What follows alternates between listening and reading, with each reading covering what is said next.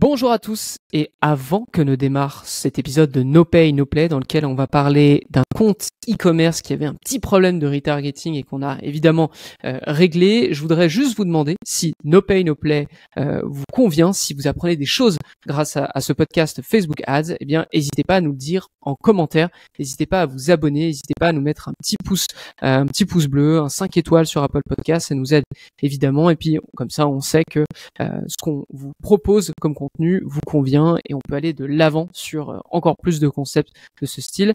Voilà pour la petite introduction, on démarre tout de suite le podcast.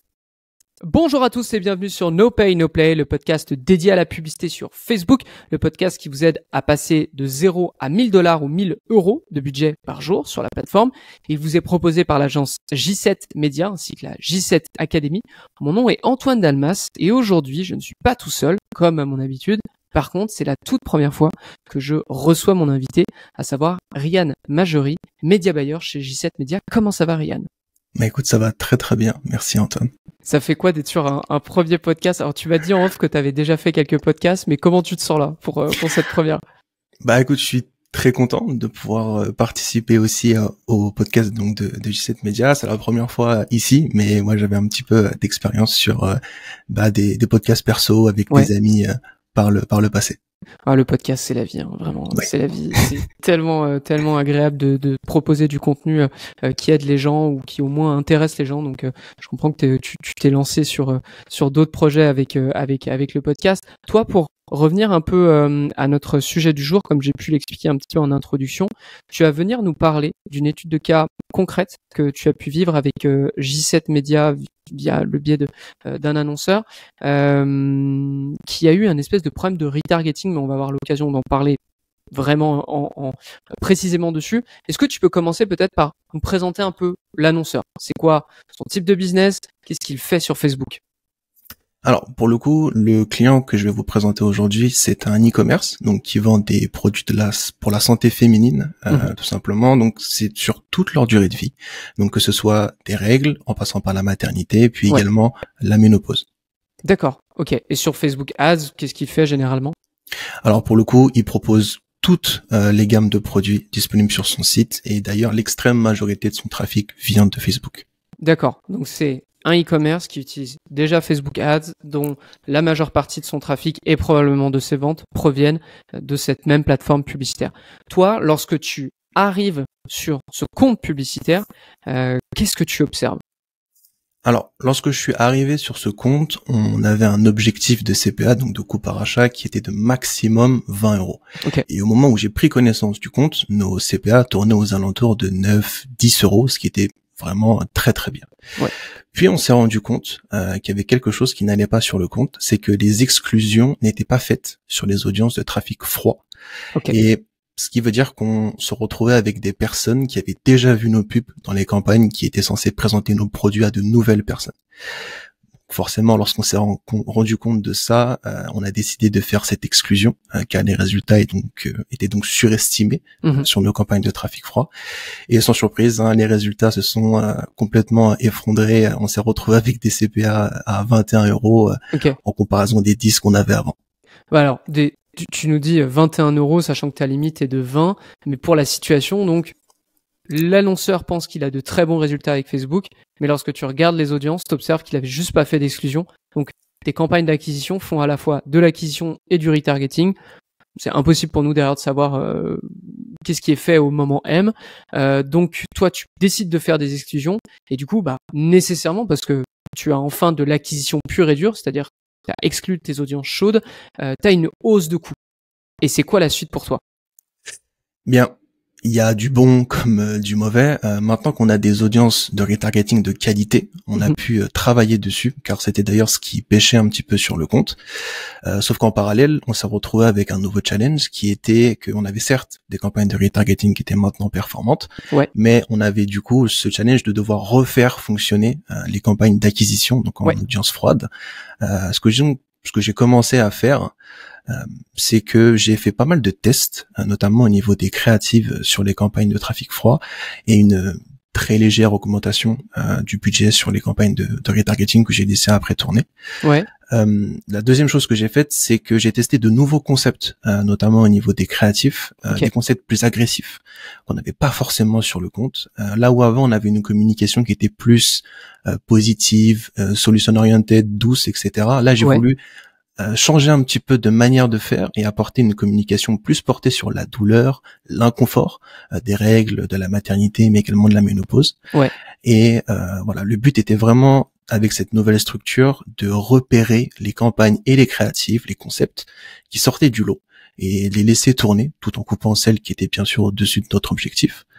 Et en somme, donc j'ai testé pas mal de choses très rapidement, quitte à surdépenser sur une courte période de temps, environ une semaine et demie, 2 semaines, car je voulais rapidement trouver une structure gagnante sur laquelle appuyer tous nos tests futurs et nos itérations futures. Mais je voulais surtout en fait faire descendre les CPA pour retrouver les très très belles performances qu'on avait avant. Bien sûr. Petite question avant que tu nous donnes les résultats. Tu parles de campagne de retargeting. Est-ce qu'il y en avait avant que vous commenciez à faire vos optimisations ou pas du tout? C'était vraiment, il y avait ces audiences d'acquisition, ça faisait tout et un peu n'importe quoi. Comment elle était la structure de ce compte en termes de campagne pure? Alors en termes de campagne pure, pour le coup, il y avait beaucoup de trafic froid puisque ça marchait très très bien. Ouais. On avait une campagne de retargeting en MOF, on n'avait pas de BOF. Et qu'est-ce que tu entends par MOF et BOF, juste pour expliquer aux gens qui nous écoutent? Bien sûr. Donc trafic froid, c'est top of funnel, TOF, MOF, middle of funnel, et BOF, bottom of funnel. Donc c'est vraiment le retargeting, on va dire, qui est brut sur les personnes qui ont ajouté au panier, notamment en BOF. Et du coup, on n'avait pas de campagne BOF, et sur la campagne MOF, on avait 15 € de budget journalier, donc c'était très très peu.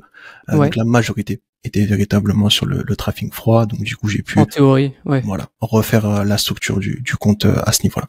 D'accord. Et en termes du coup, tu as parlé aussi des créatifs. Tu étais principalement sur tes campagnes avant ton arrivée. C'était principalement des campagnes avec des publicités un peu positives, bénéfices, etc. Et toi, tu as essayé quelque chose qui n'était pas encore qui n'avait pas encore été testé sur le compte, à savoir plus rentrer dans la douleur, l'inconfort, comme tu as pu dire.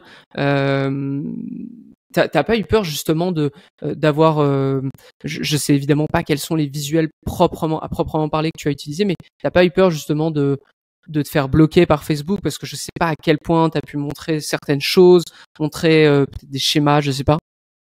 Alors j'avais un peu cette crainte, mais de par l'historique du compte, on n'a eu aucun problème avec Facebook, et je me suis dit que le fait de changer d'approche, c'était aussi une bonne manière de tester un petit peu les limites du compte. Bien sûr, On était déjà dans une structure qui était pas la meilleure, donc je me suis dit, bon, s'il y a déjà un risque, on va dire, c'est pas si grave si je prends un autre risque maintenant. Donc on a pu tester, bien sûr, tout en restant dans les limites de ce que préconise Facebook, et en respectant ses guidelines. Mais oui, on a pu tester de nouvelles choses qui ont, pour le coup, porté leurs fruits. D'accord. Et en termes d'audience aussi, je continue à vraiment rentrer dans l'exécution avant que tu nous donnes les résultats, mais tu avais ces campagnes d'acquisition qui n'avaient pas d'exclusion. Tu ajoutes des exclusions, donc tu observes une augmentation des coûts par résultat, en tout cas sur l'acquisition pure et dure. Tu te lances dans du testing de créatifs avec les concepts que tu viens de nous expliquer. Et du coup, sur ces testings de créatifs, quelles sont les audiences que tu utilises? Est-ce que c'est les audiences que tu as vues précédemment qui fonctionnaient malgré le fait qu'il n'y ait pas eu d'exclusion, donc en fait c'est à la fois de l'acquisition et du retargeting, ou tu vas chercher des toutes nouvelles audiences? Pour le coup, les audiences, je n'ai pas voulu les toucher. Donc on est resté sur du 100% broad, puisque c'est pas quelque chose qui fonctionnait sur ce compte, les intérêts. Donc je suis vraiment, pour maximiser en fait nos chances de réussite, j'ai vraiment voulu rester sur ce qui fonctionnait le mieux jusqu'à maintenant, c'est-à-dire les audiences broad. D'accord. Puis c'est intéressant aussi parce que tu as un produit qui, en somme, se vend à absolument tout le monde, ou du moins une très très très grande, très large partie de la population. Donc c'est vrai que les intérêts, ça peut être du plus, mais en soi, t'as un besoin qui est extrêmement large. Donc, je le répète, tu arrives, tu mets des discussions, tu observes une augmentation des coûts et ensuite tu fais des tests de créatifs, sachant que c'était des créatifs et des concepts et surtout une approche marketing qui n'existait pas ou qui n'avait jamais été mis de l'avant sur ce compte. C'est quoi les résultats suite à ces optimisations? Ouais.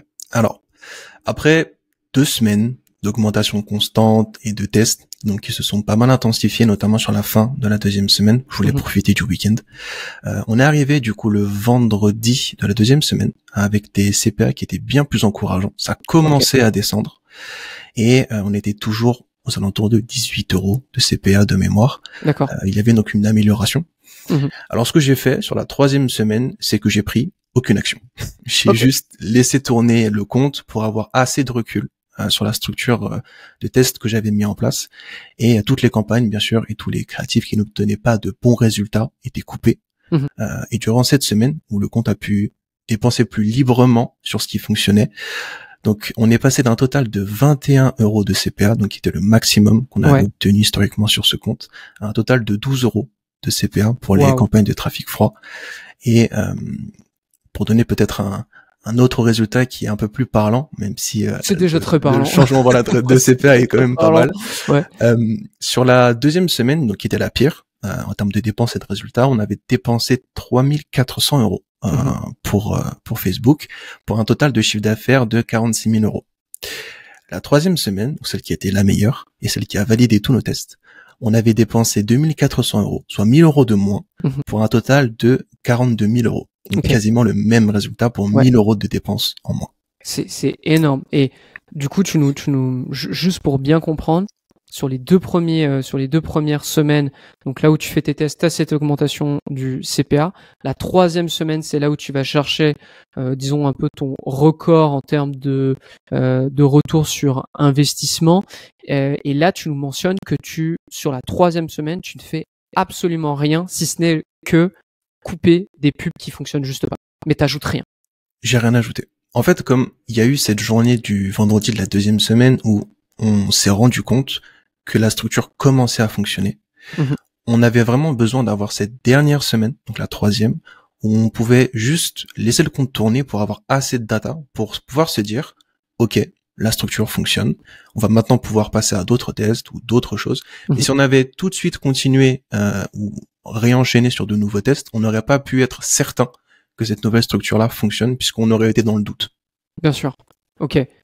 C'est assez significatif, je dirais, d'un travail de media buyer aussi, c'est d'arriver à prendre du recul sur la situation, ne pas enchaîner parce que il peut y avoir de l'amélioration, et c'est aussi pour cette raison que il y a ce qu'on appelle la phase d'apprentissage, notamment des campagnes publicitaires. La phase d'apprentissage, c'est c'est un processus naturel entre guillemets de la part de Meta quand vous lancez une campagne, c'est-à-dire que il va tourner cette publicité, tourner cette audience, voir comment il peut l'optimiser, et si vous êtes assez bon, sortir de la phase d'apprentissage et du coup avoir les meilleurs résultats estimés de la part de Meta, ou à l'inverse du coup ne pas sortir de cette phase d'apprentissage et tomber dans un espèce de cercle un peu vicieux là-dessus.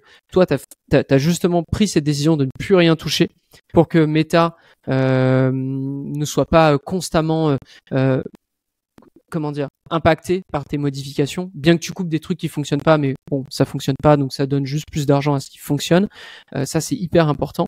Et un autre point que je viens malheureusement d'oublier, c'est un petit peu embêtant pour moi, mais aussi un autre point, tu évacues des doutes, dans le sens où tu lances de nouvelles publicités, mais tu gardes quand même tes anciennes audiences, parce que tu estimes qu'elles ont quand même fonctionné malgré le fait que y ait pas eu d'exclusion à ce moment-là. Donc 2 gros facteurs, je dirais, qui définissent un peu le travail du media buyer: savoir prendre du recul et éviter de s'ajouter des doutes quant à ses propres tests.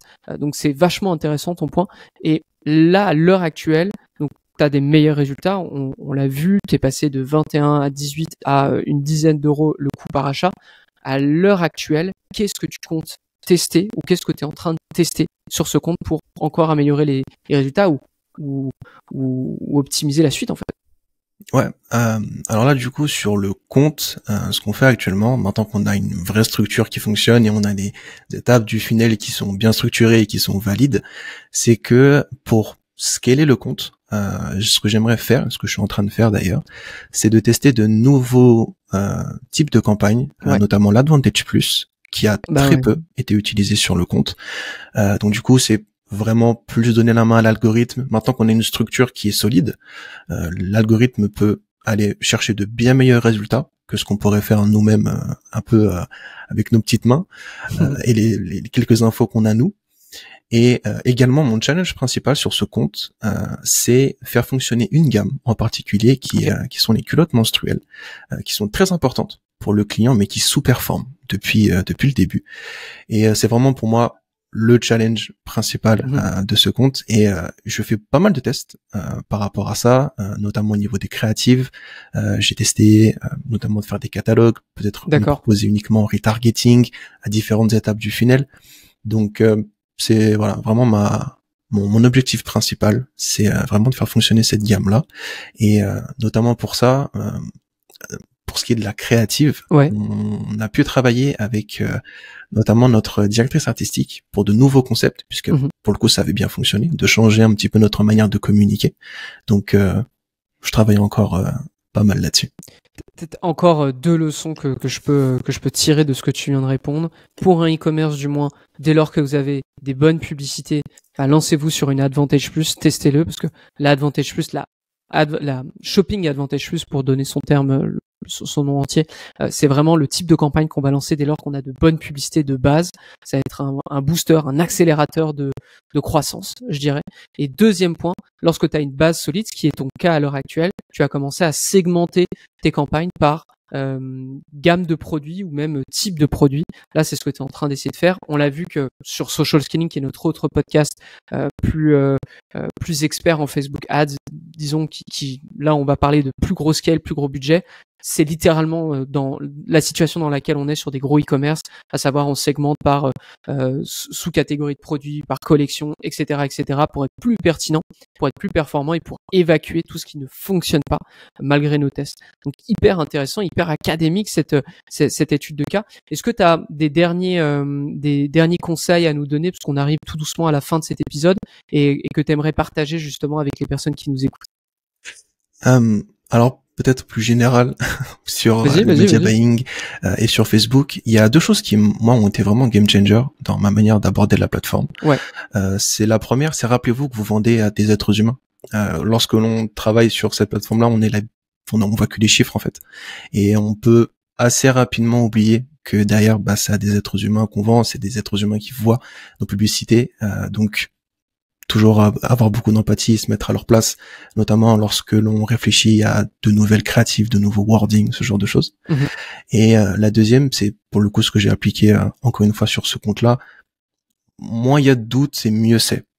Gérer vraiment une stat à la fois. D'abord, on règle les créatives, après on règle les audiences, après on règle peut-être les CTA, ce genre de choses. Mais véritablement, ne travailler que sur un seul paramètre à la fois. Voilà, c'était les deux choses qui ont été très importantes pour moi. Ouais, c'est excellent. Je rappelle, moins de doutes, prendre du recul, tester un maximum, centraliser les bons éléments que vous avez trouvés dans des campagnes plus grandes comme pour toi la Advantage Plus. Et dès que vous avez une base solide, commencez à segmenter votre offre par produit, par catalogue, par sous-catégorie, etc., etc. Donc, vraiment super académique. Et ne vous faites pas avoir par le retargeting, ne vous faites pas avoir par des campagnes, il n'y a aucune exclusion. Et vous dites, ah, trop bien, j'ai des super bons résultats. Oui, mais non, parce qu'en fait, la plupart de vos résultats proviennent du retargeting et on le voit dès lors qu'on met une exclusion. Lorsqu'on est sur du trafic froid, c'est pas les mêmes résultats. Donc faites attention à ça, parce que dans tous les cas, la croissance va provenir de l'acquisition que vous faites avec la plateforme.